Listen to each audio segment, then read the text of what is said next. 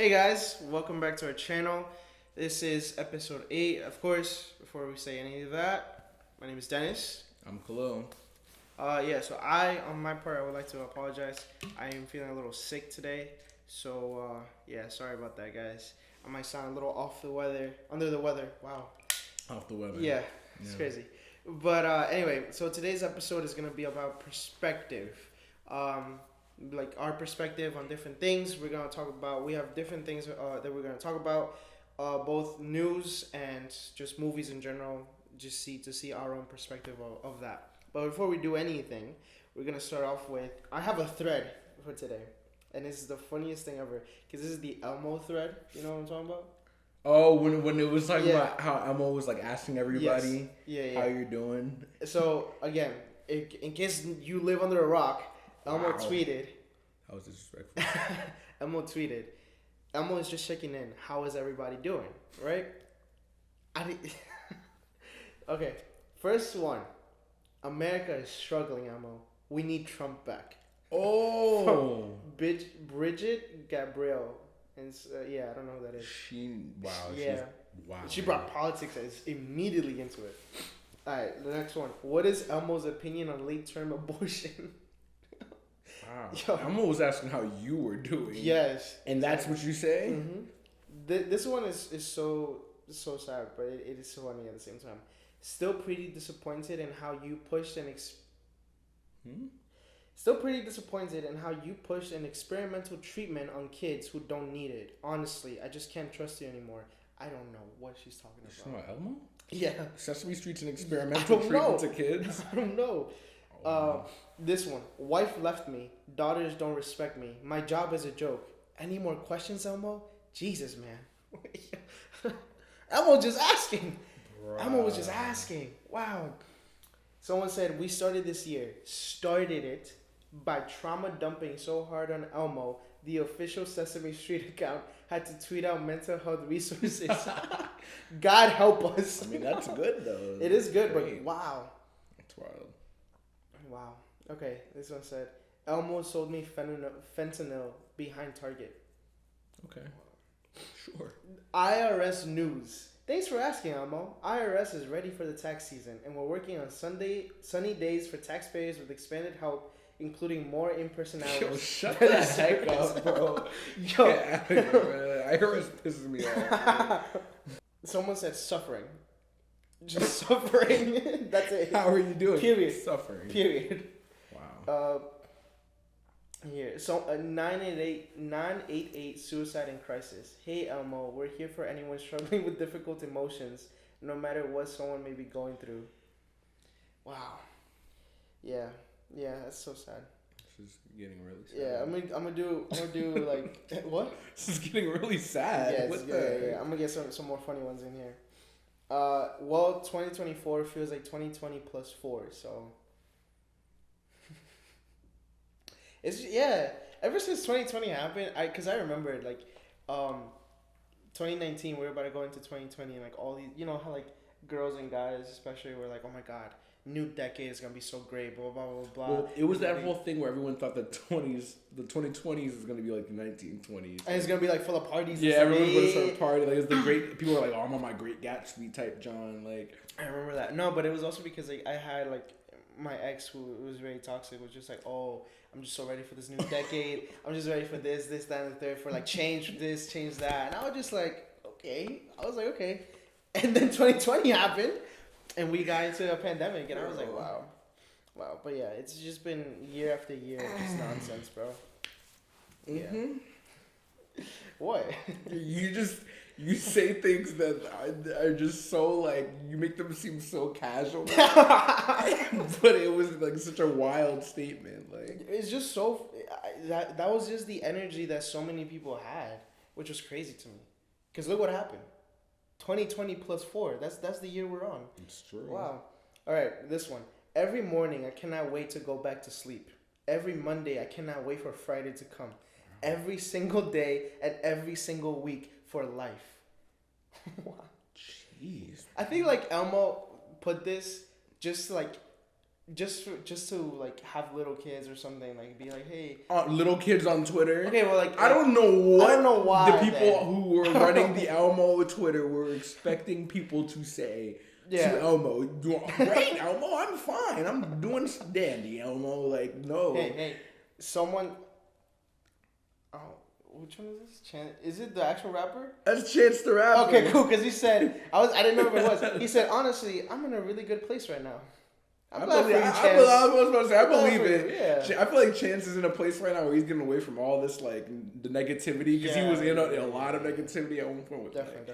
All the stuff he was around. And I feel like I can see it. I can see that. Bro's making, like, his music's not incredible. He's making some solid music right now. All right, I'm going to do 3 more, right? Bro, this is depressing, bro. It's just funny because Elon Musk. Oh, my goodness. What's up, Elmo? How do you like X? Elon Musk needs to go. No, it's so funny, bro. All right, someone said, Elmo, we are tired.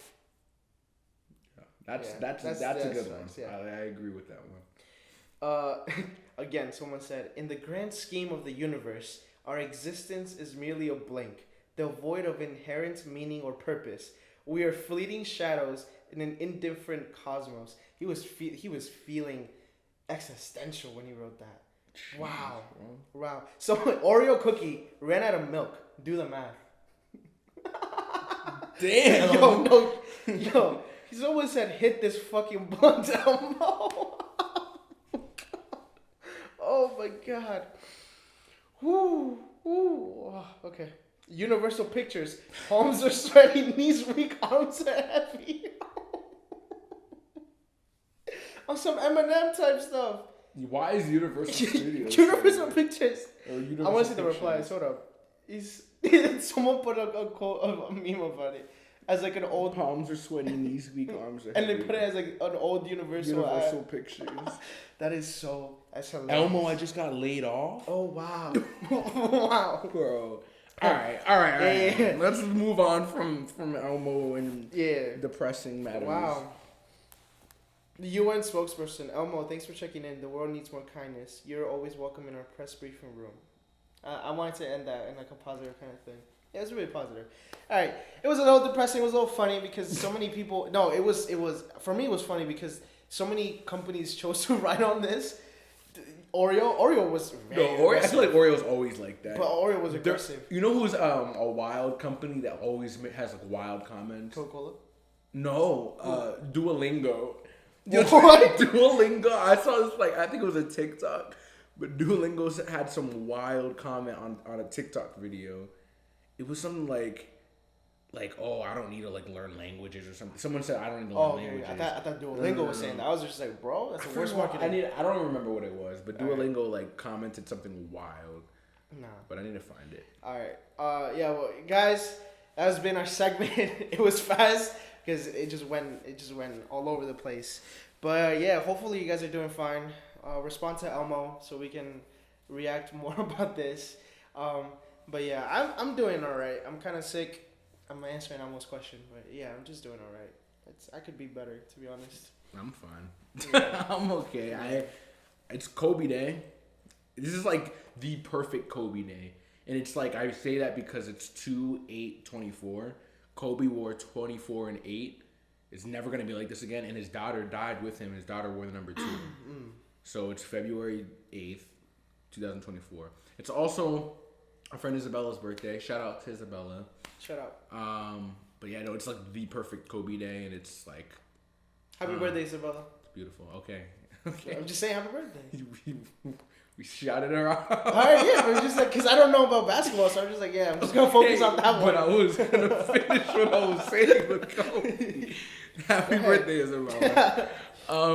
But yeah, no, Kobe, crazy guy, incredible guy, influential. I just remembered Kobe was the only one that made Kanye West that where Kanye was what more can I do? And he's do more. He's I don't know what the fuck that means, Kobe. Kanye really loved Kobe too. No, yeah. He has a song called 24.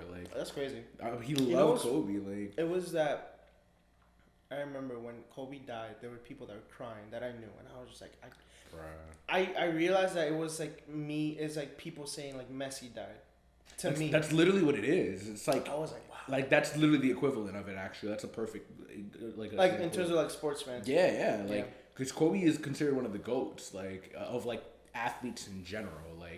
Like Kobe, bro. Like where I was when he died, I was literally driving with my mom. And you found out? Yeah, I was driving, and then like I guess we switched. We were driving to Rowan because I had an audition. Oh! I just realized that. I literally just realized that. Context. Bro. We auditioned before we got into Montclair. We auditioned for Rowan, and we met each other at the audition. First time we met. That was the first time we met, and we were like, "Oh yeah, how you like it? How you?" And then I'm gonna stop right there because I'm not gonna shame anyone. But I was driving for a little because I was like around the time like I just started like learning how to drive, so I was driving on the highway and whatnot. That's crazy. And it was like one of the first times I was driving on the highway, excited how like I was that guy, you know. And then my mom switched with me, and she started driving, and I'm like on my phone, and then it was the Apple News alert thing, and it was crazy. Like Kobe Bryant died in a helicopter crash, and I was like, what? And then I told even my mom knows about Kobe. Bro. I think I told my mom, and she was like, what? No. And then we like later on found out that he was with his daughter. Like that was even like that was so much sadder. But I think that's like a difference in perspective because for me I was just like, oh, that's sad, but it wasn't like triggering for me like some other people. As someone who grew up on basketball. That's what I mean because you grew up on basketball. My perspective, I grew up on soccer. Exactly. So if you put like again Messi, Messi, yeah. So that's what I mean. Like when that happens, or like even give me 3 goats in soccer. Messi, Ronaldo, Suarez. Okay. Yeah. So that's like Kobe Bryant is literally it's like Jordan, Kobe, and LeBron. Yeah. And it's like one of them died. Like that's ridiculous, bro. Yeah, so that John was crazy. I was driving to Rowan and I was like, "There's no way this is happening." Like I really didn't believe it. I thought it was like one of those like fake ones. The fake Johns, like because that happens a lot. It does. And I really thought it was fake because it was just such a specific like death, like a helicopter crash. Do you think that like, God forbid, knock on wood, God forbid, but do you think that like when we have like a following from making movies and stuff, that someone's gonna be like, oh, Dennis Velasco died or Khalil died in like the news, and it's like I just don't see why people would like why would they do that? There has been cases like that, and it's so I just don't get the that's what I'm saying. I don't get the reasoning for people doing that. Because like, what do you get from that? I wish I knew, bro. Like I'm so confused. I really don't get why people do that. Yeah, nah, it's crazy. But yeah. So it's Kobe Bryant Day. Enjoy Kobe. Read some Kobe quotes. You know, Kobe.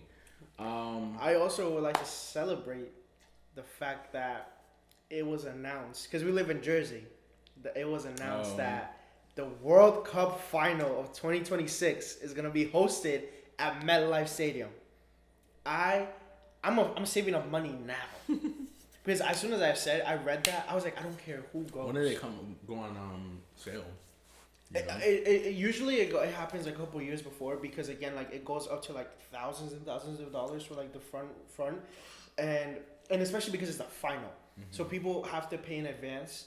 But I don't know how that works. I never had to buy like a World Cup ticket. It's a different country. Yeah, but the thing is, like, I think it's a very like kind of like iffy subject because of the fact that you don't know if your country is gonna get in or not, so you can pay your ticket. I mean, regardless, I'm still going. FIFA World Cup, like in Jersey. Because and like the thing is, like again, it's like all about perspective. Before you even introduce the whole the thing, but like it is a perspective. Like for us, I'm of the belief that this is interesting because the whole idea. Go ahead.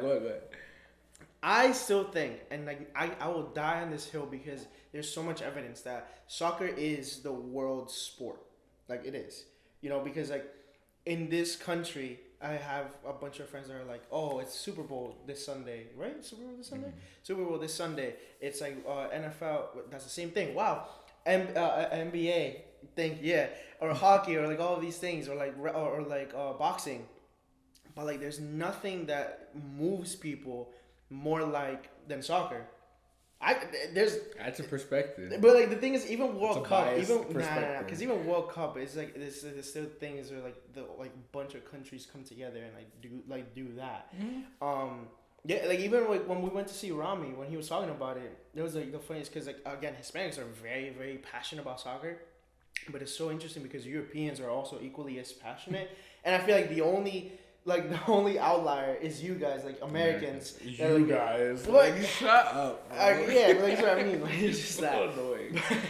But yeah, I just that's why when I saw it, like all of my friends instantly started putting on their stories of like blah blah blah blah World Cup is like, and when I tell you like, because this is the thing, I have a middle school, like I knew a guy from middle school. He went to Qatar for the previous World Cup, and his country didn't move past the first round of 16. And in my head, I'm like, I can't imagine spending so much money to go to Qatar, to the Middle East, and then your country not moving past that. Nah, that's why I don't care because Ecuador usually isn't a country that goes all the way to the finals, but I just want to experience that whole thing. No, yeah. I mean, especially if it's. I just never thought MetLife was like that big of a stadium. But it's huge. I know it's huge. Yeah, I didn't realize it until they said like the other stadiums. That's what I'm saying. Like, wow. It's the fact that like the Jets and the Giants play there casually, and it's like okay, let's put the FIFA World Cup there. But that's just why, and it's in Jersey, and it's like there's gonna be so many people there. Like, think about from this perspective of like they have the Tri-County Fair, and it's huge. It's in the parking lot of MetLife. Yeah. Like, I'm just thinking about that now. This huge festival carnival that happens every single summer happens in the parking lot of MetLife Stadium. And that's how huge. And it's huge. It's a huge carnival. And that's how huge. But let me just put it into this. Even that, when the World Cup happens, they're going to use the parking lot for the mall. Most likely. Oh, maybe. Because it's going to be so filled up. There's parking garages, Yeah, so that's what I mean. Like, that's how big this is going to be. Like, this is I also think it's American Dream Mall that's, like, making MetLife bigger, too. Yeah. But the thing is, like, I truly believe, like, this is, like, if like, Super Bowl was in Jersey and, like, all of the artists were coming to perform there. And plus, like, the whole thing about that. So, that's why I'm so excited. I'm gonna like, be there, like, best believe. My thing also is that, again, knock on wood, but the thing is, like, my dream for the next World Cup is that we might have, like, either be in shows or be in, like, plays or be in, like, a movie or whatever, to the point where we can have enough recognition that we'll be like, oh, like, you know how, like, my God. That's my dream, bro, because it doesn't matter who I never goes. thought about all that. But can you imagine going to the final? There's gonna be hella celebrities. Pulling up to Jersey, and you're gonna be one of them. Like, imagine, like, again, like, dream scenario. Like, it probably won't happen, but just imagine, like, we get so much recognition that, like, on the jumbotron is gonna show us, like, Kanye, Kim, like, all these other celebrities. Probably not Kanye and Kim next to each other, but, like, you know, all these celebrities, and then be like, boom, your face. I was like, yo, a lot can happen in 2 years. Exactly, that's what I mean. Wow, I'm sorry. I'm just so excited. I was getting dumb excited. So excited. I'm just excited by the thought of it. I was saying it's interesting that we were talking about perspective, even though like we weren't even we didn't even know. We were talking about perspective based on basketball and soccer, soccer, and it was like you were saying, oh, like I don't really know much about Kobe, but like you know, like I know the goats of soccer and Messi. Blah, blah, blah. That's your perspective because you grew up watching soccer. I grew up watching basketball. Yeah, and that's really interesting, and it's very very interesting that you know we're kind of going with the stereotypes here, you know. I didn't expect you to say all of that. Wow. Think about it, but I mean, wow. Regardless, it's true though. It's true. It's I like basketball. You like soccer. It was funny because when you and Zalali came to pick me up to go to the movies, and so I was like, "Why didn't you tell us to go to this bar?" I'm like, "It's an Ecuadorian bar. I only go to see the soccer matches." Like it was just that. It was just that, but yeah, it's just interesting. But yeah, guys. So welcome back. This is a little intro. Today's episode is gonna be about perspective. As you probably heard, we're talking about different perspectives, but it's just again, this idea came from the realization that even for aspirations or I mean, inspirations or everything. Yeah, everything in life is perspective. my perspective for my future and for the media industry is very different from Khalil's. Because even when we were talking about it, like I have more of like the business type perspective of the media thing, where I'm like, oh, well, this is gonna fail because of this, and you're like, well, no. Like, even when I was talking about like different movies that I was like, it was just a bomb or whatever. But yeah, so I have the perspective of that because even from like our first episodes, I was like, I don't really care for like awards for like the Oscars or whatever. Again, if I win it, great. They can put this on the screen. They can put this on social media. I'm still gonna win it. Like I'm saying, like if I win it, like I still have the trophy. Like no one's gonna take it away from me, no matter what I say.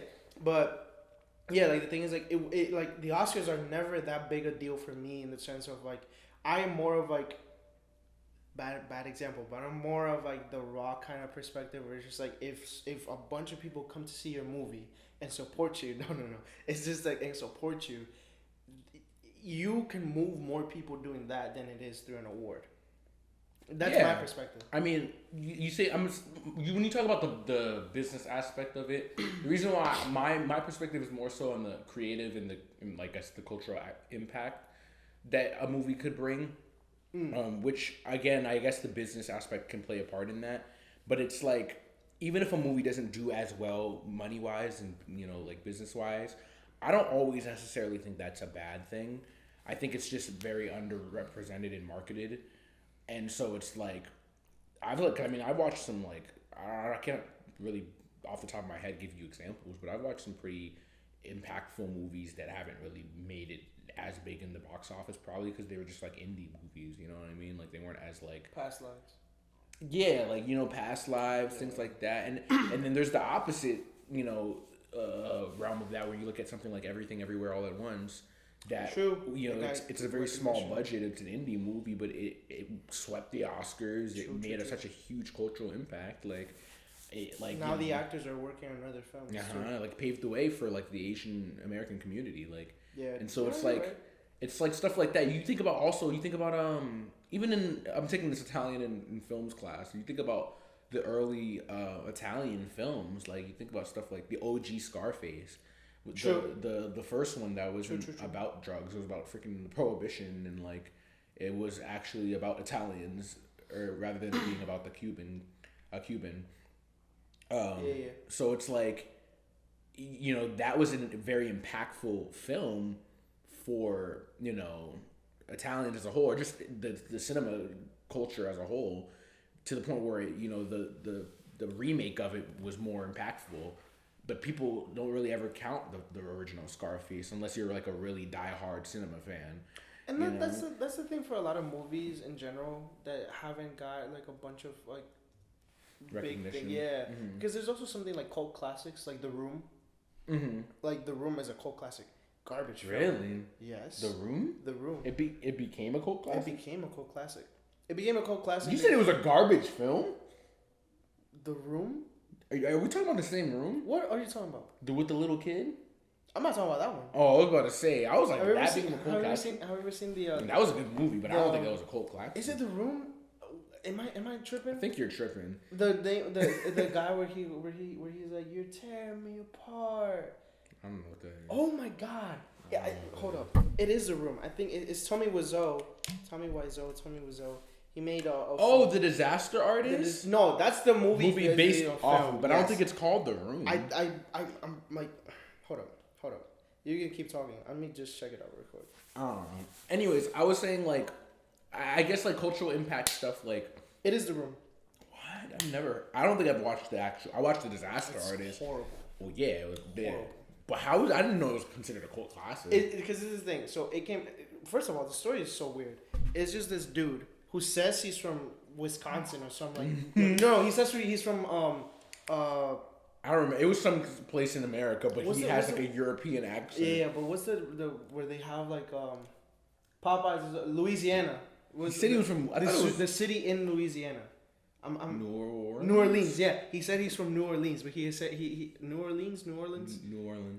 Yeah, but he says it. He pronounces the city in a weird way. He said he was born and raised in New Orleans, and then he has a European accent accent from nowhere, like literally. I don't even know. I can't. Yeah, exactly. You Can't can't pinpoint it.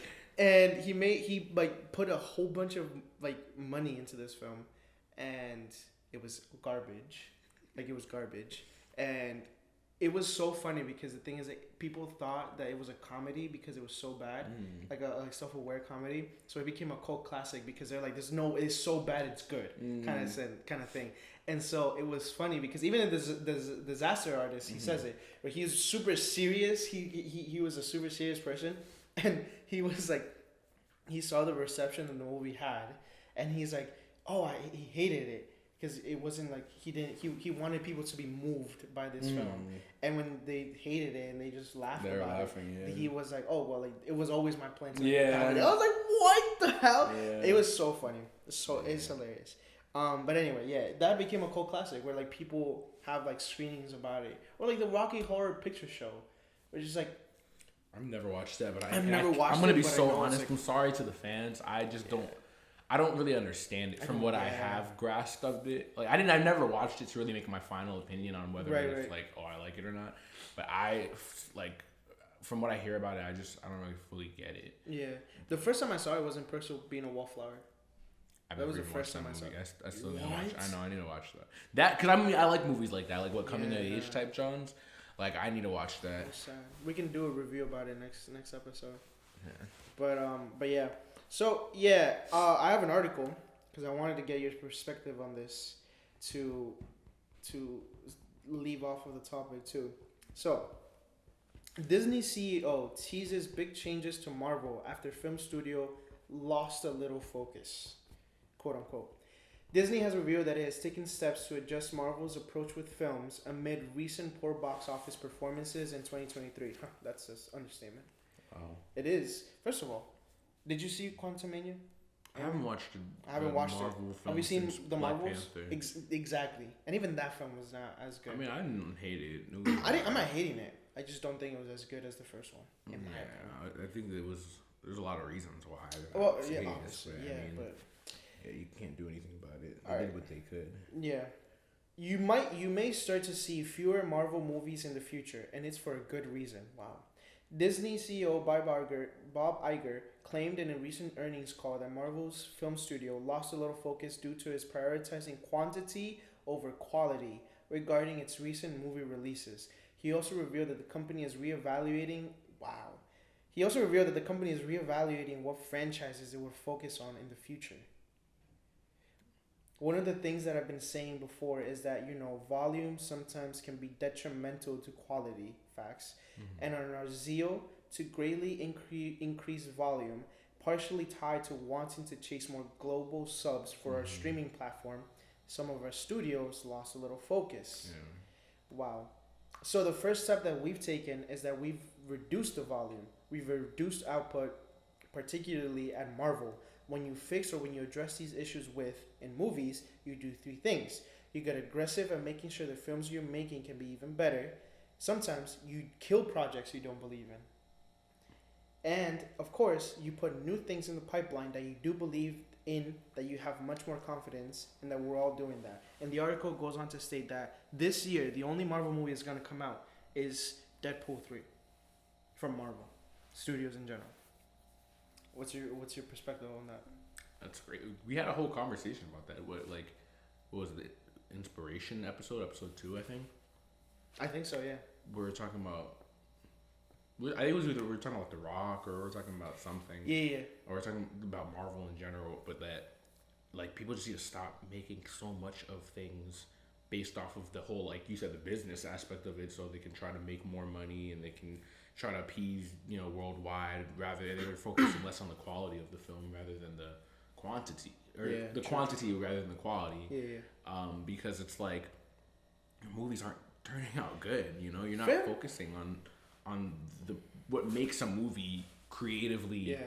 Stimulating. We were talking about how like music artists do this a lot. A music artist will take 8 years if they have to put out a good album. J. Cole doesn't take 8 years. But a really long time. Yeah, like Kendrick. Kendrick took 8 years since Damn to Mr. Morale and the Big Steppers, and that album was incredible. He got a Grammy off of it. It wasn't necessarily like the Pulitzer Prize winner that Damn was.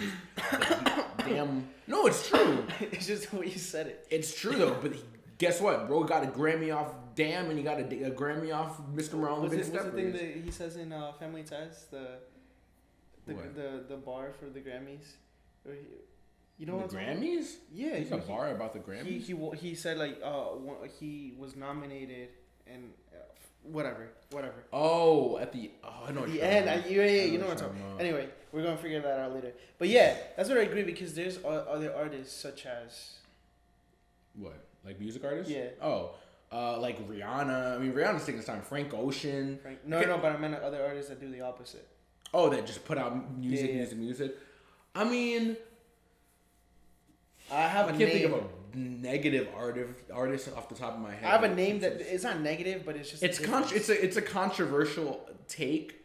It's a lot of people have been talking about Drake and his him being so consistent. And I don't think Drake puts out bad music. I love Drake's music. Nah. I just don't think that it's to the quality of what it once was. Yeah, you know true. Not even Damn. Like, I don't even want to compare Drake and Kendrick, but like Drake used to make like really, conscious and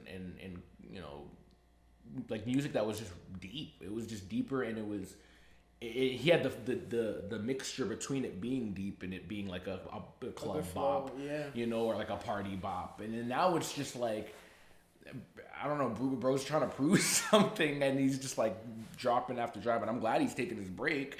Not saying that his last album, For All the Dogs, was bad. I think he was honestly better than, what was that? Certified Lover Boy.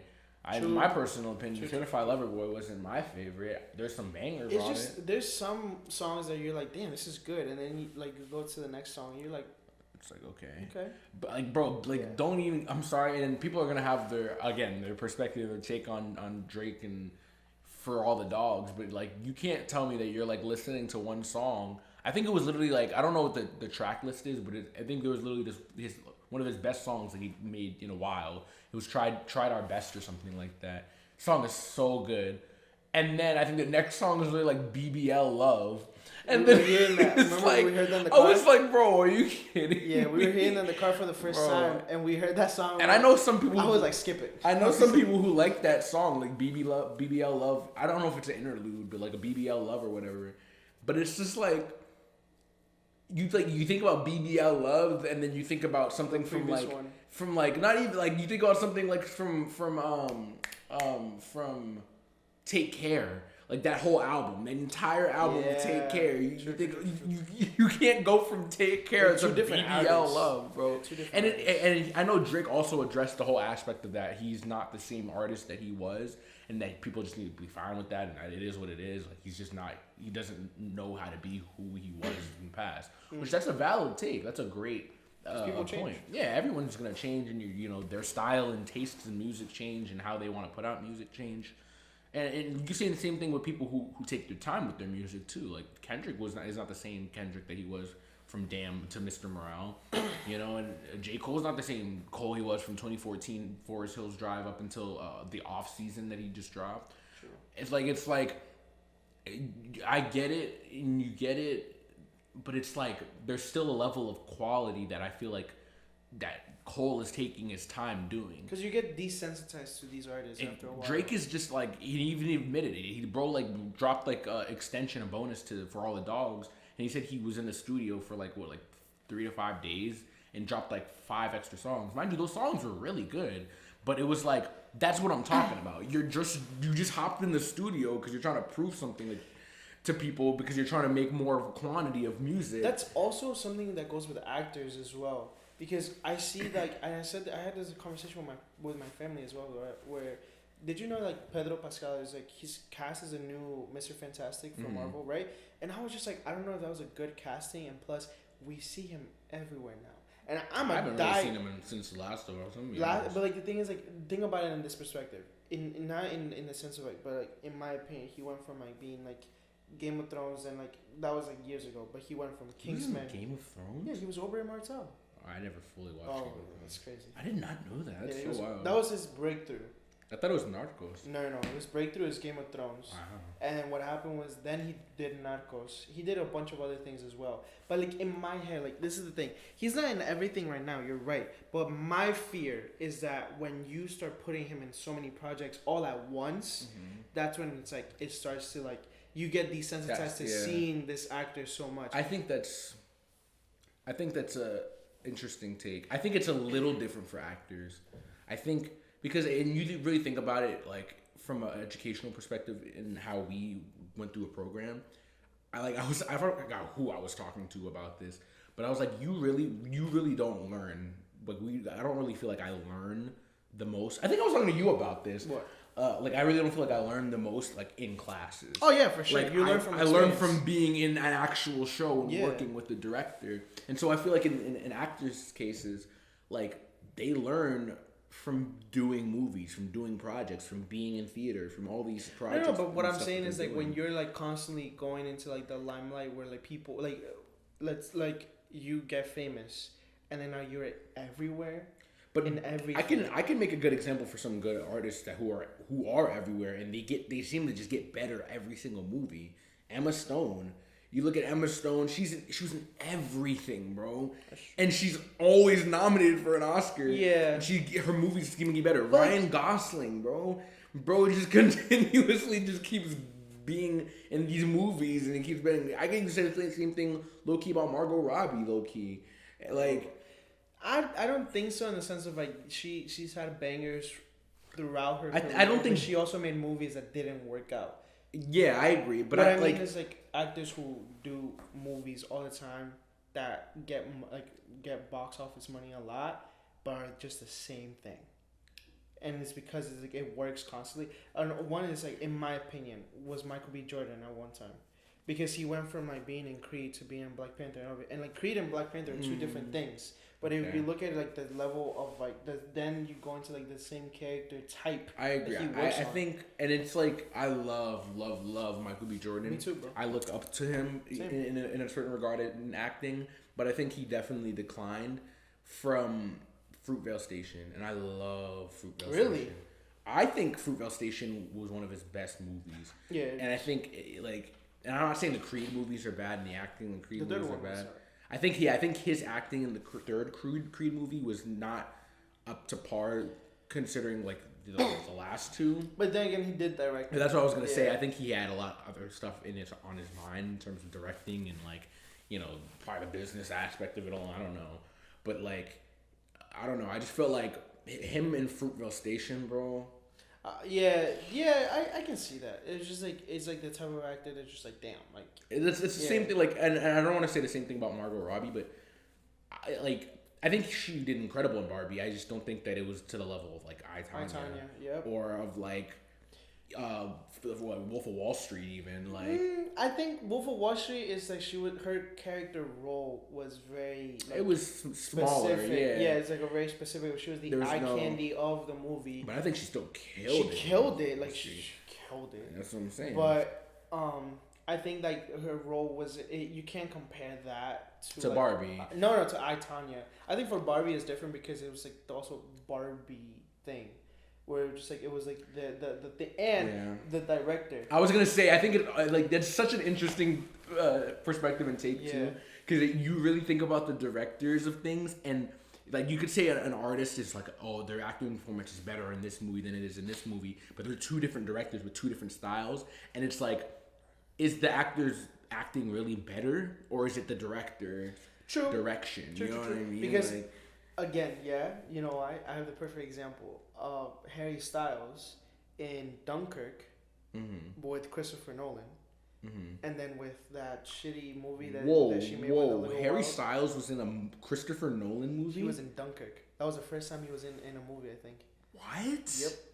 Yep. I did not know that. And then now compared to the shitty ass movie that he made with Olivia Wilde as the director. With Florence Pugh. Don't Worry, Darling? Bro, let me tell you about that. No, because people are talking about that movie and like saying it was such a bad movie. I didn't think it was that bad. I think at most it was mid and they rushed it.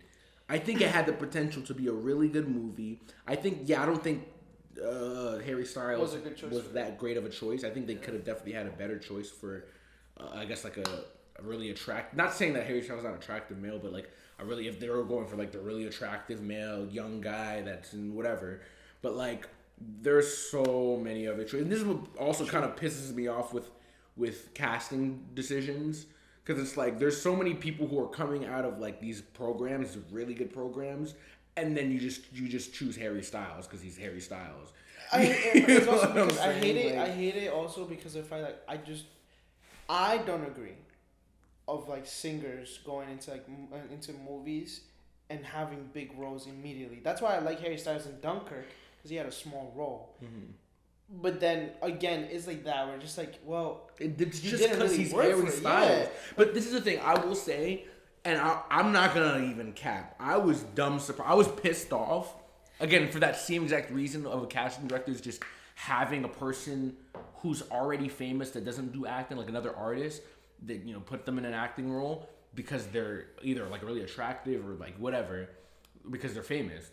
When I saw Billie Eilish in Swarm, oh yeah, I was like pissed, but then I didn't it was teased. Job. Yeah, it was teased, and so when it was teased, and I was like, okay, like Billie Eilish is in Swarm. Oh my goodness! So many people and I watched it for that, and I was like, yo, she killed that job, bro. That's what I mean. When they pop off, they pop off. Yeah. But when you just put it again for Marvel, he was in a post-credit scene as Thanos' brother. Bad acting, and everyone's like, "Oh my God, Harry Styles is in a Marvel film," and it's like that's all you care about. That's the only thing that they remember. But that was the reasoning for them casting him. But like, I just and hate that's that. what's, I hate that. I hate that too. That's what sucks about it. It's like, why are you? You're just selling a music artist. You're not selling it from it's for the acting or for the quality of the film. Yeah. You're selling it because you know it's gonna get more people in the seats. Like, true. And that's stupid. I think also my perspective is that films are moving away from like superstars, like actors, well-known actors, and they're moving into directors. I have that opinion. What do you mean? Like before, if a movie had like now there are films that are star-studded casting, right? Mm-hmm. But before if a movie had like Christian Bale or Robert Downey Jr. or The Rock, they're like everyone was like, oh my God, it's gonna be such a good film, and we have to see it. Mm-hmm. I feel like the whole energy has changed, and for good reason. I think that it's like, oh, this is a Christopher Nolan movie, we have to see it. This is a Greta Gerwig. Yeah, movie. That's we have to true. see it. I think it's getting a little to that point now. Even Dune, like all of our friends like, oh, it was boring, blah, blah. I was like, it was good. And it was a movie where it wasn't like, oh my God, Timothée Chalamet is in it, we have to go see it. It was like, oh wait, Denis Villeneuve is doing this. Like, oh, like we have to see this because it's like an interesting premise. Mm-hmm. It's star-studded, but there's not a single star there that's like, oh, we have to see it because of her. Something about Dune. I'm gonna be honest. My perspective on wanting to watch Dune. What's his name? Oh, okay. But no, yes and no, but.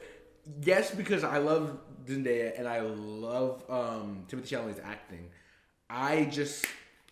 I'm not someone who gets into like these like big movie series with trilogies and all these things. And like, you don't like sci-fi either. And I don't like sci-fi, and like I never watched really Star Wars or Star Trek or all that. Travesty. But it's like this is like the start. This is a sci-fi like series that had been a thing. It's a sci-fi epic. Yes. That had been a thing, and I wanted to be ahead of the game in terms of like starting where it starts. You know what I mean? Like I didn't want to like miss out the way I had my entire life of missing out Star Wars because for me I just think it's too late. It's never too late. It's never too late. I'm probably at some point in my life gonna be like, you know what? Let's Star Wars marathon. Fam, if you do, because my dream is we could get lightsabers. Oh my goodness! And we could just recreate that. My point being. I'm never ahead of the game in terms of these trilogies and these series. Like, if it's already existing and I didn't start with the first movie, I'm probably not. I probably didn't watch it. Like Harry Potter, like all those trilogies. I've never really watched it. I'm being serious. I know, but Harry Potter is like someone we know might like take offense to that. She knows, bro. Like, but it's like literally Harry Potter, like Star Wars, Star Trek. So it's like Dune came out. It's the first Dune movie. I'm like, oh, this is my opportunity to get into this, and I got into. I watched the first movie.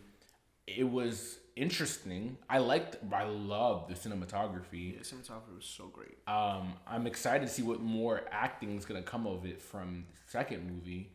But I mean, acting wise, there wasn't really much to like talk about. What? Not really. Besides that one scene with Timothée Chalamet and he had the freaking dagger or whatever. No, what? No, because you have like.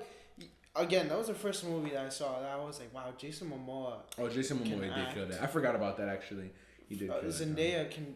We been knew this. Zendaya can act. That joke was 5 minutes. But no. But I'm saying is like even in just like face level and like just doing that, like it was like a great tease. You have an actor like Javier Bardem, who was like great. You have Oscar Isaac as the dad. Javier Bardem. Yeah, he was in the movie. He is the dad of Zendaya in the movie. Didn't Javier Bardem die? What the fuck? Am I bugging? Yes. Who's that Hispanic actor that died? I have no idea. We were talking about it in Tommy's class. No, there's a Hispanic dude that died working on the set of a Marvel project recently. I don't think of any Hispanic actor that died. But anyway, but yeah, so Javier Bardem is in it. First of all, also minor spoiler for like the books of Dune, but they're eventually gonna make him into it, I think. I did not know that. Timothée Chalamet and Zendaya have kids, and like their characters, right? Like it's like a slight spoiler. Why would you say that? Because the book. Spoiled it for me. The books are from the 70s, bro. You could have read them for a while. Yeah, I could have, but I chose not to. They have kids. I'm not gonna say like what they have a boy and a girl. Okay. Wait. There's no need for this. Okay, wait. Well, all I'm saying, right, is that Zendaya is light skinned, Timothy is white. Okay. And their kid, if it's a boy, right, can be my skin color. They cannot. Because Javier Bardem and Zendaya look alike. So, bro, that's what I'm saying. All I'm saying is that Zendaya's light skinned. She's not like very dark. She's not very white. Timothy's family is very white. If they have a kid, I'm just saying because they live in a desert. Also, it can look like me. No, it cannot. So if I get cast, I watch. But if I get cast, it cannot. Perfect. No, Perfect. That's the worst possible. That's the worst possible like comparison you could have possibly made. I'm just saying it's a possibility. No, we'll see. We'll see. You know damn well. We'll see. They're probably gonna cast some like curly headed like freaking mixed boy. Like I get a perm. No, but yeah, I do think that directors are getting more recognition and like again, they deserve it. If you have a film like Christopher Nolan and you're like, this is a Christopher, like Oppenheimer was like that. Mm-hmm. There was not a one actor in that movie that was like, oh, we have to see it because of this actor. Like you see Robert Downey Jr., you're like, oh, like great, he's gonna be in it. You see Cillian Murphy, you see like Florence Pugh, Emily Blunt, all these like it was a star-studded cast. But when you hear Christopher Nolan is directing an Oppenheimer like movie, well, I think people are like excited and they're like, whoa, this is a star-studded cast. But then it's like you give an incredible director like Christopher Nolan a star-studded cast. It's like your mind's blown. Yeah. But what I'm saying is that that more people go to see the movie out of curiosity for the direct. Like now it's shifting slowly into that energy that people are going into that. At least my perspective is that they see a director and that he's done great films. I say yes and no. Actor. I think I agree with that aspect of like people are gonna go see it now because the director has made such a huge name for themselves because they are making all these crazy good films. But again, I think the aspect of somebody knowing the director being really, really good, and then knowing that the actors that the really, really good director is gonna work with, the actors that they're working with, it's like it's like an equation that like adds up to it. It's like you give Christopher Nolan like an indie level like group of actors, you're still gonna watch that Christopher Nolan movie because it's like, you know, it's a Christopher Nolan movie. True. But it's like, oh, okay, these are indie level actors. I don't really know them, you know. But then it's like people are even more excited because freaking Robert Downey Jr. is in a Christopher Nolan. You know, cause like, think about it. Like, just came out recently that Spike Lee is gonna be working with Denzel Washington again. What? In an A24 movie. What? That's what I'm saying, bro. And you heard Spike Lee, an incredible director. You hear Denzel Washington, one of the greatest actors of all time, and then working with one of the greatest, you know, black directors of all time. And so it's like, if it were Spike Lee, I'd say, I'm like, oh yeah, Spike Lee's working with Michael B. Jordan. Yeah, you know, like Michael B. Jordan. Not saying Michael B. Jordan's not a good actor. But in the caliber of Denzel, it's like it's different. But what wins me over is the A24 thing. That's true. That's what I'm talking about. But that's the production. No, but I'm saying is like it's not just the actors. It's the directors. It's a lot to it, yeah. Because now, for example, like A24. First of all, one of the best productions has been on a freaking roll. They've been on a. I know they've since been 2016. I know they've been, but the thing is, this is the first time that I've actually seen like consecutively movies that are just A24. I've been loving A24 because the thing is, for example, we saw the Iron Claw. First of all, review quickly. Best acting and best film I've seen from Zac Efron. Oh, hands down. 100,000%. I was crying. It was so sad. It was so sad. When the credits rolled. Behold at the end. Yeah, you were. But 2023. There's something going on in 2023 because the amount of like crying that I've been having at the movie is unacceptable. Like the Iron Claw, we just saw Past Lives recently. Oh my God. It was in the. We were literally sitting in the credits were rolling. Wait, no. And we were just. I think you need the whole context of that night. We don't need the whole context of that night, Dennis. Dennis, we don't need the context of that night. Just quick. Dennis, we don't need the context of that night. Why? No. We saw Past Lives. It was sad. It was really sad, and we were bawling, bro. And that same thing happened to us with Iron Claw. But it was interesting because, again, that goes into perspective. That's also something I want to talk about. Because we saw Past Lives. I didn't know what it was for. Like, I didn't know what it was about. And I just knew it was sad. We missed a good chunk of the movie. I missed it even more than them because I stopped to get food. Bro, I had to get First of all, I had a broken ankle. We walked. Sprained ankle. Sprained ankle. And I walked from like New York Penn Station all the way to like where was Lincoln it? Square. Lincoln Yeah, Square. it was Lincoln Square. My ankle was throbbing, so I was like, I'm gonna get food because I'm gonna get food. And I got to the thing, and I remember that was the first movie that I like was aware that I was just eating like SpongeBob, where he was just eating like the Michael Jackson meme where he's just like throwing popcorn into his mouth and like smiling. That was me just eating and watching this, and there was so many quotes from that movie that just made my heart burst. The one that was like, he knows you as a person that stays. I know you as a person that leaves, and I love that person. I was like, oh. It was amazing. It was amazing. And what happened was that when the credits rolled, people were laughing, they were leaving. Me and him, we stayed and we cried.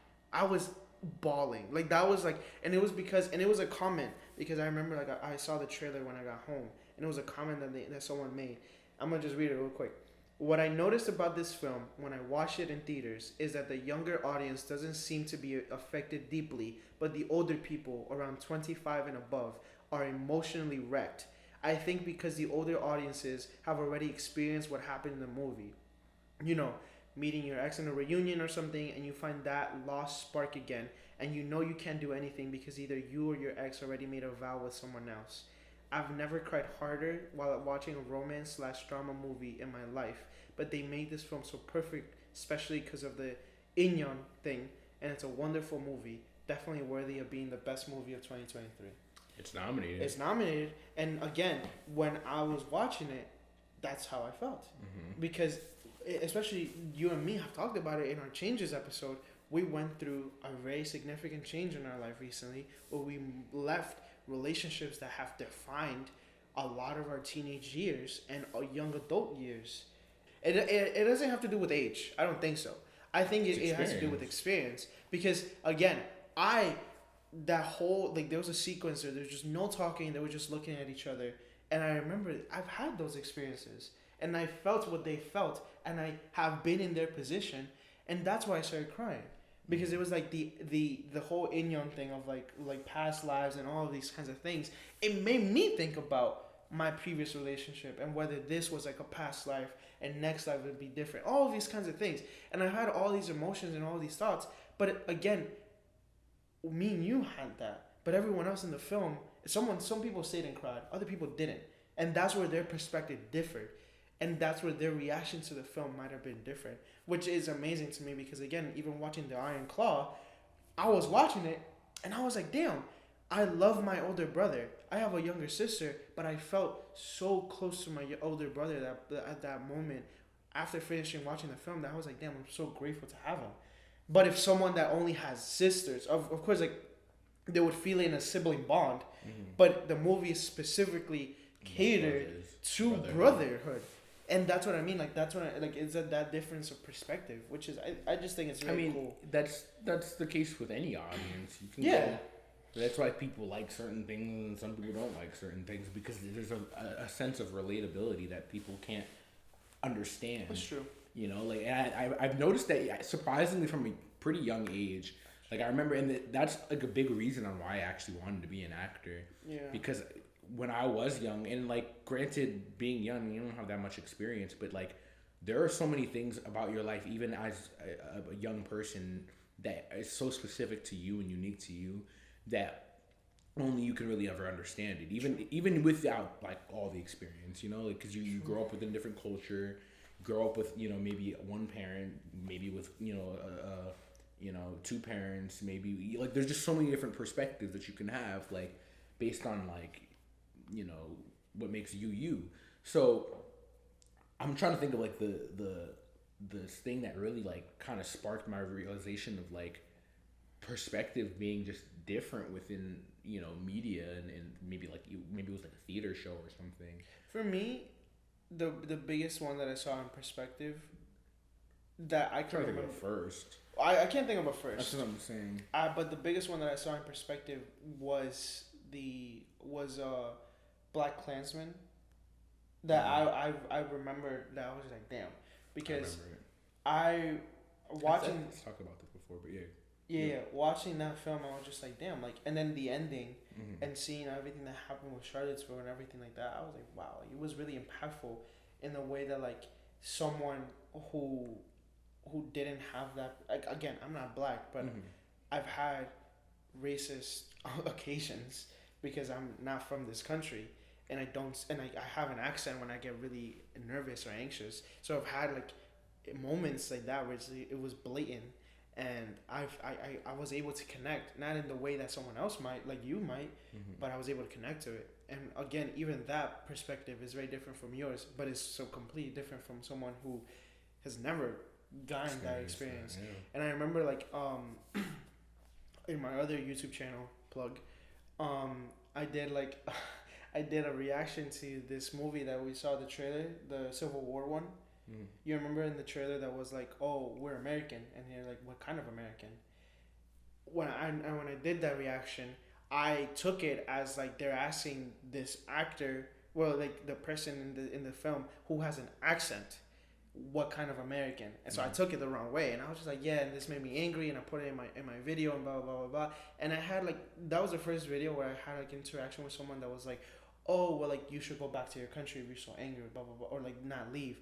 And I was like, and then, like, someone else, completely different, was like, hey, I'm run-of-the-mill white guy. I didn't think about it this way, but I can understand why. I'm really sorry that you had these occasions that they questioned your like, nationality or, like, your love for the United States. because of your accent or because of you weren't born here. And he was like apologizing.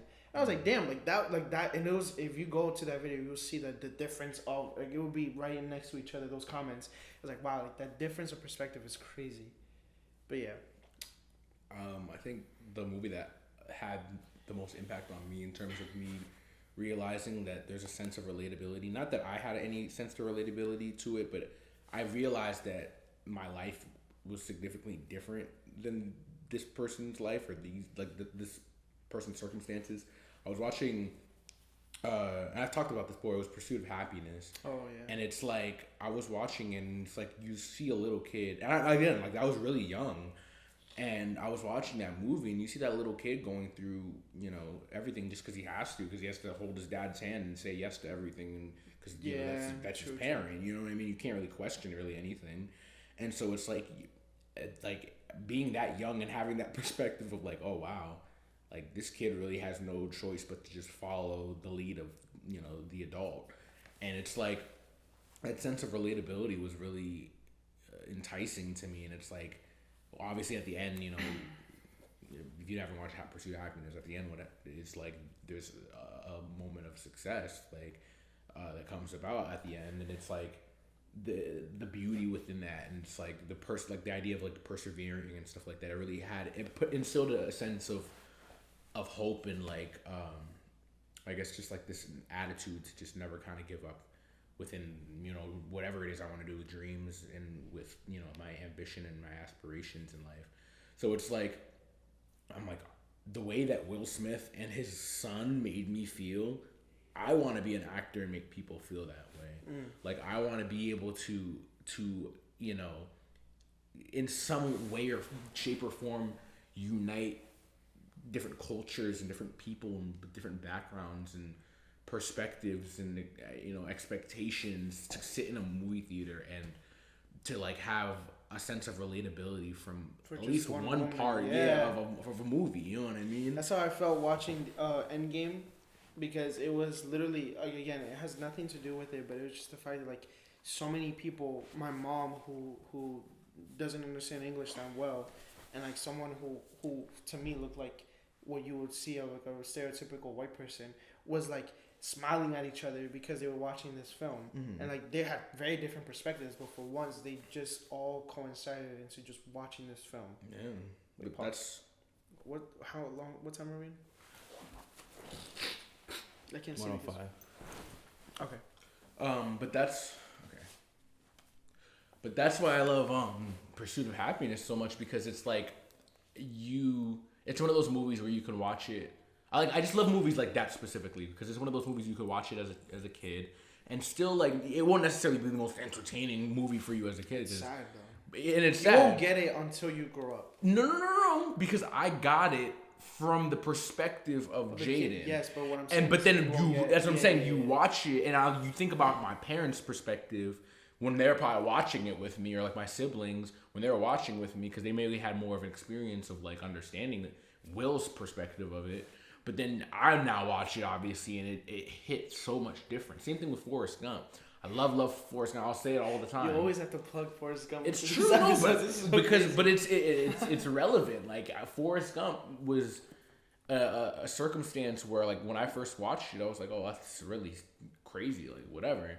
And then you grow up, and then you experience certain things, and then the relatability of it becomes grander. Like you understand, there are more moments that you can relate to because you're growing up and you're experiencing the things that are happening in the movie. True. So it's like that's why I love movies like movies like Forrest Gump or Pursuit of Happiness, because it's like I don't know, I feel like it's one of those movies that they stand the test of time in terms of teaching you something. I did find out the film that I that did make me feel that way, and it's a Spanish film. It's called Under the Same Moon.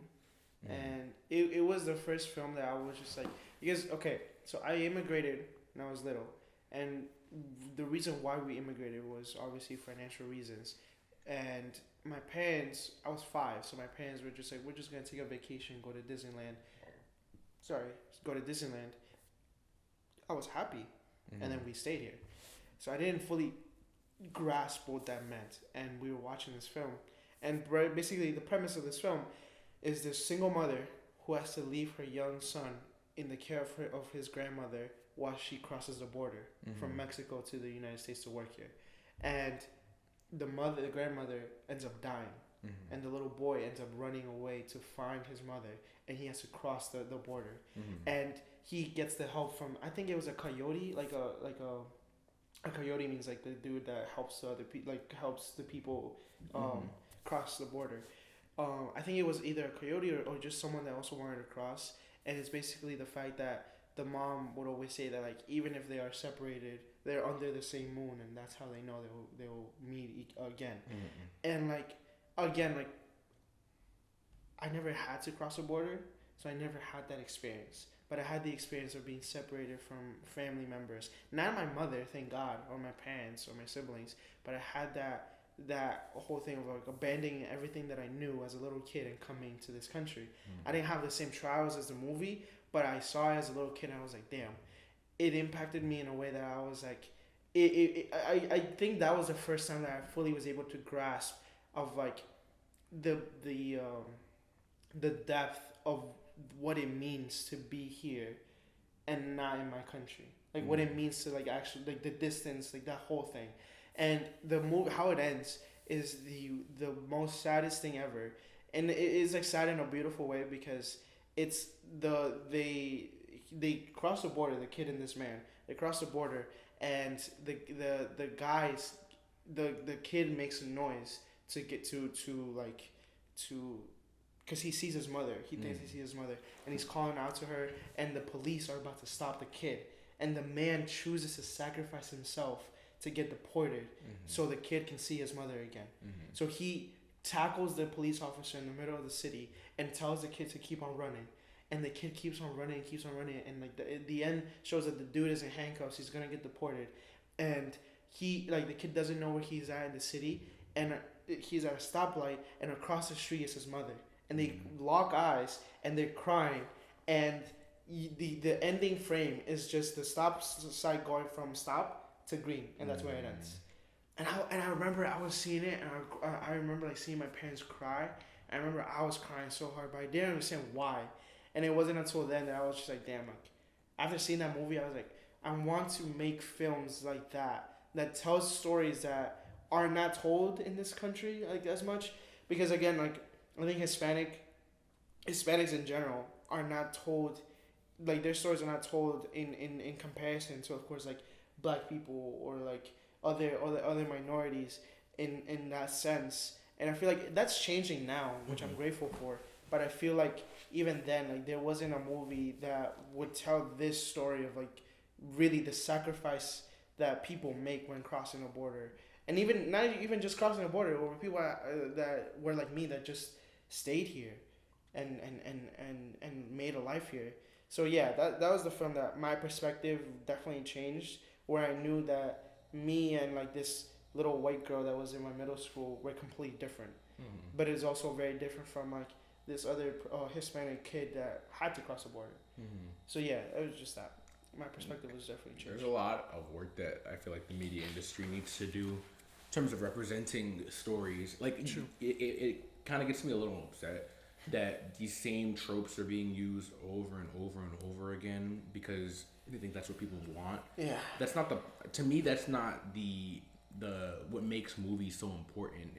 It's not just the entertainment aspect. It's not just the, like, what's going to be like comfortable for audiences. Like, it's what is needed to be told. Like, yes, I'm an African American person, and there's a lot of movies recently that have been coming out that have been talking about the African American experience, about the oppression and about the struggles and all of that, right? But it's like, I'm also Caribbean American, like, and I'm Haitian, and I feel like the Caribbean is completely Ignored. It's definitely completely ignored in the media, and it's because I don't feel like there's many artists out there who are I guess willing to talk about some of the stuff that happens in the Caribbean, bro. Can I ask you a question? Okay. Sorry, you can go ahead. Sorry I cut you off. No, I was just saying, like, there's not a lot of artists that are making stuff that represent the Caribbean quite well. You know, we're kind of just grouped in with African Americans. Not to say that we don't still go through the same stuff African Americans go through, because we do, but there are a lot of still struggles that we face as Caribbean Americans that, you know, are very specific to us. Yeah.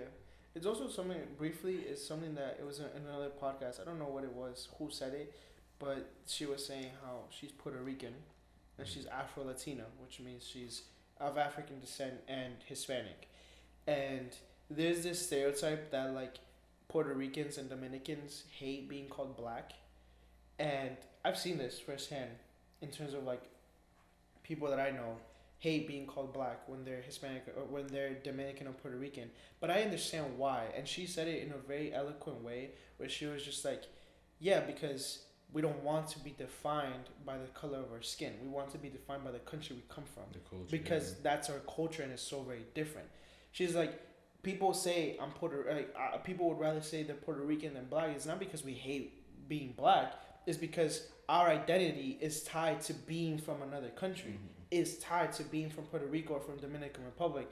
But this country in general is so warped in the sense of like color that like if you don't say like, hey, I'm black or I'm white or whatever, mm-hmm. they're like, oh well you just hate your own kind or whatever. And that in a way I kind of like see it in the way that like the country is a lot more like racist in that sense of like if you deny something by saying you're from another country, it's like, oh well, like you just hate everyone then. That's like, you know what I mean? Mm-hmm. So like it's just interesting because she said it in a very eloquent way, and I feel like because of all these new labels that we have, the term of like Afro-Latina or Afro-Latino is like a very beautiful thing because it is different.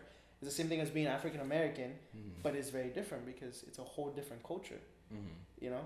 But what I was going to ask you is, I know that there's a Bob Marley movie that's going to come out, mm-hmm. and I know it's Jamaica and not Haiti, mm-hmm. but do you feel a sort of kinship or like a sort of like you feel special in a way that like the Caribbean in general is being represented? Because for example, for me, when Encanto was coming out, Encanto is Colombian, but I was very happy and it made me cry a lot because I resonated with a lot of the thing because it comes from a very similar culture because Colombia and Ecuador are right next to each other. Mm-hmm. So do you feel that same way, or you just kind of like, oh? I mean, yeah, I feel like my hopes are high because it's Bob Marley, and who doesn't love Bob Marley? Yeah. But it's like my hopes are higher for a different like perspective, for a different expectation of hoping that this isn't like what people kind of stereotypically treat Jamaicans to be, which I know it's not, because it's a biopic. They have to have done the research, and you know, it has to be right because this is going to like his son is a producer. Marley. Yeah, it's from the Marley estate.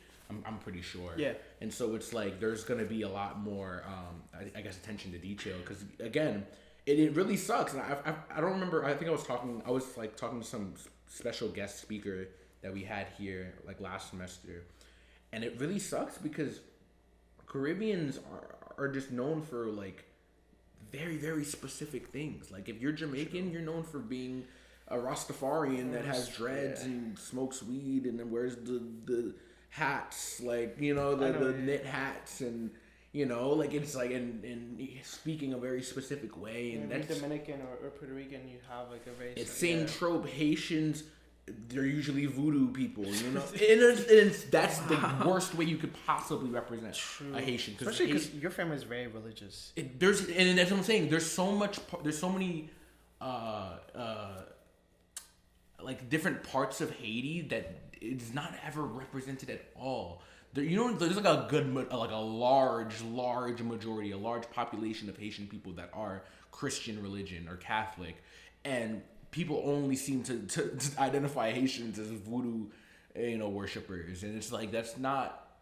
It's a stereotype. It's a very, really ridiculous and disrespectful stereotype. And that is prejudice in the sense of like it's not racist because it's not a race, but also I hate that where like people are like some people are like, oh well, like this like group of people can be racist, they're prejudiced or whatever, and it's just like I don't know. You're still stereotyping. Exactly. That's still wrong. And I'm excited. I am excited to see the Bob Marley movie because I'm curious to see like the take on like the Caribbean struggle, because above a lot there is a lot of struggle that comes from the Caribbean that's never talked about because I don't feel like there's artists that are able to really accurately portray them. That's a part of my dream. My dream is to be a showrunner, create a TV show that really exemplifies the Haitian experience, what it's like to be a Haitian American. Like the same way that Italians came in here and did the same thing. They came in and it talked about what's it like to be an Italian American. A lot of different cultures of the Asian Americans are now doing that. They're in the limelight of being, what's it like being an Asian American? I want to do that for my country. You know, and Hispanic cultures are doing that too. But it just doesn't seem to be on the up and up for Caribbeans. You know what I mean? And I want to be the person. I talk to so many people. I talked to my professor about this too. I want to be the person for, Haitian Americans to not even just Haitian Americans, for Caribbean Americans in general. Like, I have so many conversations with a lot of my Caribbean friends. I was talking to Colin because I wrote an episode from the show that I'm writing about my parents' love story and how they came to America and how they fell in love and whatnot. And like that within itself, that story within itself has so much struggle and so much specific, as most immigrant love stories are. But like there's something so specific about the Caribbean though. Like and I was talking to Colin, read the episode, we were reading it together, we did a little table read. And Colin was like, I love this episode. And obviously Colin's going to resonate with it because the bro was Jamaican. And he immediately, bam, started talking about how his mom and dad met. And I think how his grandparents, then he circled back to how his grandparents met. But that's what I mean. Like, he's not Haitian. But he resonated Caribbean with and he it. resonated. And because he resonated with the very specific struggles that an islander would have. Go ahead. No. I'm saying like very specific struggles that an islander would have, and I was super interested in hearing his take because it resonated with me because it was very obviously very similar to my take, being Haitian. And it's like if more, I guess, consumers of media can see that are Caribbean, which there are a lot, can see more of themselves, it'll be a breakthrough for artists that are Caribbean, because there's already a lot of artists. Or Caribbean, I guess, parents and people that just don't think that kind of stuff is possible for their children. Yeah. Because there's not representation for us. You know what's interesting about that you said? It was also, again, Denzel. Like, he is so eloquent in what he says that they would say, I don't know what movie this was for, but it was like an all black cast. And they were saying if Steven Spielberg could have directed. I saw that video. Yeah. And it's the same again. About the culture. New America's just again. I'm sorry. I'm sorry. Oh my gosh. Because I'm saying like it's because in my head I don't consider myself like North American. I still consider myself South American in that sense because of that. But I'm saying that it's in the sense of like the societal focus and even like the cultural focus of North America, of the United States, is always on color. Because even that question was like, what do you think a white director would have done it? And what he answered so eloquently was the difference of perspective doesn't come with color, it comes with culture. Because again, like you can have someone of color who has lived in the what do you think the stereotypical thing white people are of like lives in the suburbs, has always like never had to struggle, or like all of those things, and he might be able to resonate with a movie of like like The Irishman or something, where it's just like or like you know what I mean. And like meanwhile, like a black person or like a white person who has lived in like a very stereotypical thing, that a very stereotypical cultural thing that a black person has done. Yeah, like in the projects in the hood. Exactly, and that's what I mean. Like it again is like this focus on color, whereas like again that's why I wanted to talk about this perspective episode so much. That's why directors' perspectives are so specific and different. Too. Even how me and you talk, I didn't realize like even what you said, where you said like there's so many different like similarities that you have with all the Hispanic friends that you have, and versus like black friends that you have. And I was like, damn, you're so right, because I didn't have that. I had the opposite because I went to like an all black high school. So all of the things that I grew up on was around like centered around black culture. Yeah. So I resonated more with black friends than I did with Hispanic. So when Yeah. I came here for college and I was able to have like again like very like proudly Hispanic friends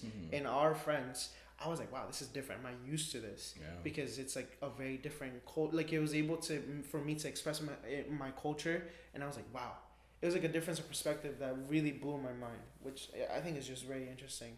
Yeah. Yeah. For those who don't know what I'm talking about, like what Dennis was talking about, we were talking about how I have a lot of black friends. I'm very much like, I don't know, I just have a lot of black friends and I'm cool with black people, and I understand that the perspective, obviously being a black man, but I feel like it's easier for me to resonate with, you know, obviously other Caribbeans or other you know, Hispanics, because they have very similar upbringings to me. Yeah. You know, I grew up in West Orange. Like my there's no like specific culture that you're gonna get from West Orange. True. There's so many different, it's such a diverse town. There's so many different cultures. So it's like really you're kind of, when you're around your family, you're kind of just around your culture, and you're not like assimilating to any other kind of culture. Whereas I feel like if I were raised in like I guess a blacker neighborhood, I probably would be more attuned to, you know, a blacker culture, I guess. But because I was attuned to a community that was really accepting of different cultures, and was proud to represent your specific culture, I was proud to represent my culture. So within my family, I was doing things any Haitian would kind of do, you know. And we would cook with Caribbean, you know, seasonings. We would cook with and be okay with eating specific foods. Like it was the concept of people getting bullied for having different kinds of food. That's crazy. It was food. foreign. Exactly, yeah. It was foreign to like the West Orange community, because who cares if your mom made you dumplings? It smells bust. Let me try some of that. You know, that's literally what the West Orange culture was about. You know, and like no one really cared. You tasted the best foods from these when diverse, you went to your friend's house. Yeah, like it's like stuff like that. So it's like, but going into college, I kind of had a interesting culture shock perspective of like it being a circumstance where I was surrounded by a lot more Hispanics, and so it was interesting because I was invited to like, you know, the apartments to just hang out and whatnot, and they would start cooking, and they would, you know, bring out the little Maggi cubes. And I'm like, bruh, my family cooks with Maggi. It's like a little stuff like that where I was resonating with, you know, a Hispanic culture, because they were also Caribbean. You know, we have a friend that's Dominican right next door, bro, like to Haiti. Like, so it's like, obviously I'm gonna assimilate more to somebody who's right next door to my country, rather than, you know, like black culture. Even though like there are certain things about black culture that I feel like I'm gonna just, regardless, like it's inevitable for me to have to learn and understand, because like my skin is what it is. You know what I mean? There's nothing to change that. I can be very similar to Hispanic people, but I am not Hispanic at the end of the day. You know what I mean? No one's gonna look at me as Hispanic. No, you know, they're gonna look at me as a black individual. So it's like, it's tricky in that sense of like wanting to like exist in both. Yeah, and that's just my truth. I have to in a way exist in both, and I have to learn both sides. I think that's the perspective of a lot of immigrant kids. Oh yeah, because a lot of like first generation. Yeah, for sure. You know, because when I went back to Ecuador, I was too American to be a part of like the culture there. But then when I come here and I'm embracing my culture, I was too Ecuadorian and Hispanic to be a part of this culture. And the same thing for high school. It's the same way. I had friends who were black, or like if I like was this certain way with them, I couldn't be the same way with like my Hispanic friends or my white friends. And that's why the level of like what's that called? Code switching that I had to do, where especially because I was part of a program that was about law during high school, where we would come in and I would have to talk with like senators or like people who like had like actual like educated, I guess, backgrounds.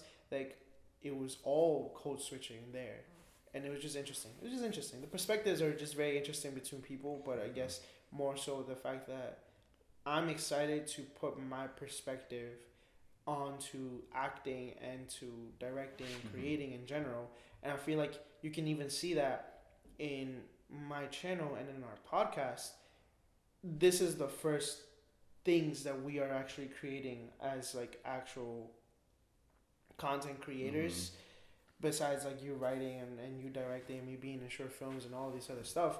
This is the actual thing that we're putting out there into the public that people can see. That it's like this is our own perspective of to what a podcast about film and acting is, and that's I just find that really interesting. I think that's why we had so much to say about this. Literally, this like I could still go on. Yeah, I'm not going to, but I could go on about perspective because it's a very I guess like close to home topic, and it's something that I've been, I guess, preaching since like high school. Like I would talk to my friends about perspective, because life literally is all about perspective. It's all about how you view things. It's how you grew up. It's the culture you grew up in. It's the high school you went to. It's the friends you end up making. It's if you go to college or you don't go to college. True. There's so many different ways that your life could end up based on where you end up. And so it's like, and it changes your perspective as you go. Yeah. And so it's like, I know it's like the whole aspect of people being so afraid of change, but it's like an inevitable thing. It's like I really didn't think that I would be who I am right now last year. Like at all. I thought I was going to be very similar to who I was at the time a year later, but I'm completely different. Same. And it's just being open to that change and being open to the idea that your mindset's just going to keep changing. Your headspace is going to keep changing. Your perspective is definitely going to keep changing. Exactly. And for whoever says that people do not change, that's literally a part of human nature.